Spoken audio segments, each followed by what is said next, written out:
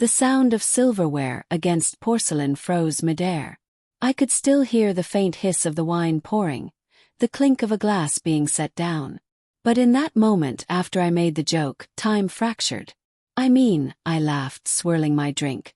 Who even keeps count after college, right? A few awkward chuckles rippled through the table. My husband didn't laugh. Noah's jaw tightened. His eyes locked on me with a stillness that made my stomach twist. Around us, our friends glanced between us, smiling nervously. He smiled too, but it wasn't his usual one. It was the kind that didn't reach his eyes. And just like that, dinner, our 10th wedding anniversary celebration, turned into an interrogation without words. I tried to recover, to pull the conversation back into safer waters. I'm kidding, obviously, I added, forcing a grin.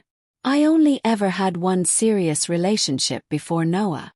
He didn't respond. He simply sipped his wine, the deep red staining his lips like blood. The laughter returned slowly, fragile like glass. But I could feel the air thickening with something unsaid. Later, when everyone had gone and the kitchen smelled faintly of steak and tension, he finally spoke. How many, really? His voice was quiet, controlled, dangerous. I set the dish towel down, heart pounding. Noah, it was a joke. Was it? He leaned against the counter, arms crossed. Because you never actually told me. Not once in 10 years. I didn't think it mattered, I said, my voice trembling. We were past all that.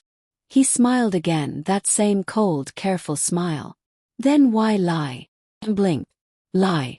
I didn't. He pulled out his phone and opened something. Message thread. My stomach dropped before I even saw the name. Ethan. A name I hadn't heard aloud in years. The screen showed snippets of messages, ones I'd sent months ago.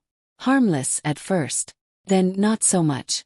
Can't believe we ran into each other after all this time. You still know how to make me laugh. Don't tell Noah. He'd lose his mind if he knew we were texting. I backed away from the counter. My throat closed. Where did you get those? He didn't answer.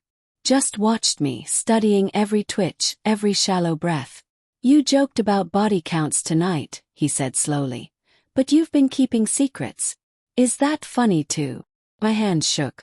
It wasn't, Noah, nothing happened. He reached out, and I didn't want to make it a big deal. He nodded, as if considering my words. So you hid it.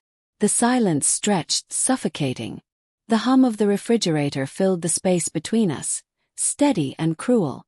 That night, I lay awake listening to him breathe beside me. Shallow, even breaths. He hadn't said another word after walking away. I wanted to reach out to bridge the distance, but the weight of guilt pressed against me. It wasn't cheating. Not really. But wasn't it close enough? I replayed those messages in my head. The excitement when Ethan texted. The nostalgia. The flirtation that I had told myself was harmless. 'Cause I was lonely. Because Noah had been distant, buried in work. 'Cause I missed being seen. But now I saw how fragile trust really was. A glass pane I had chipped without realizing. By morning he was gone. No note. Just his coffee mug on the counter, half full, cold. Days passed. I texted, called, begged. He didn't answer. I kept replaying that dinner, wondering if I'd triggered something deeper, something that had been waiting to unravel. On the 5th day he came home.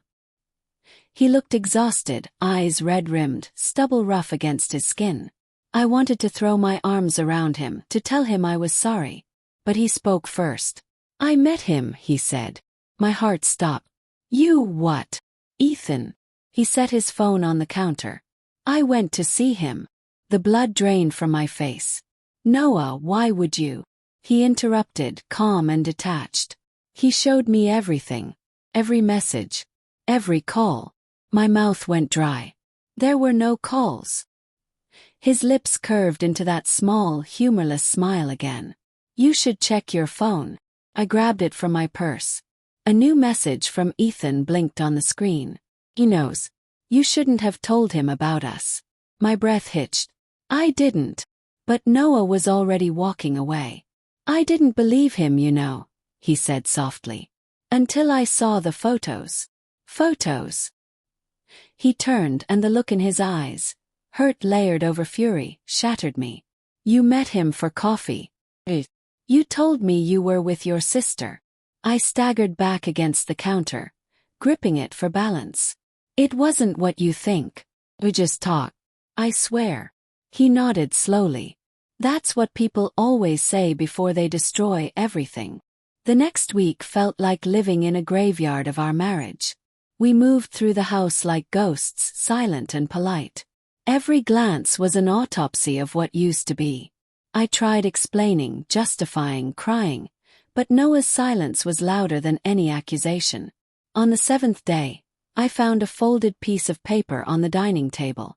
It was one of our old photographs, from when we just started dating. On the back he'd written, "You didn't just joke about your past. You resurrected it." And beneath that, 2 words that gutted me. "Goodbye, Emily." It's been 3 months since he left. I still catch myself reaching for 2 mugs in the morning.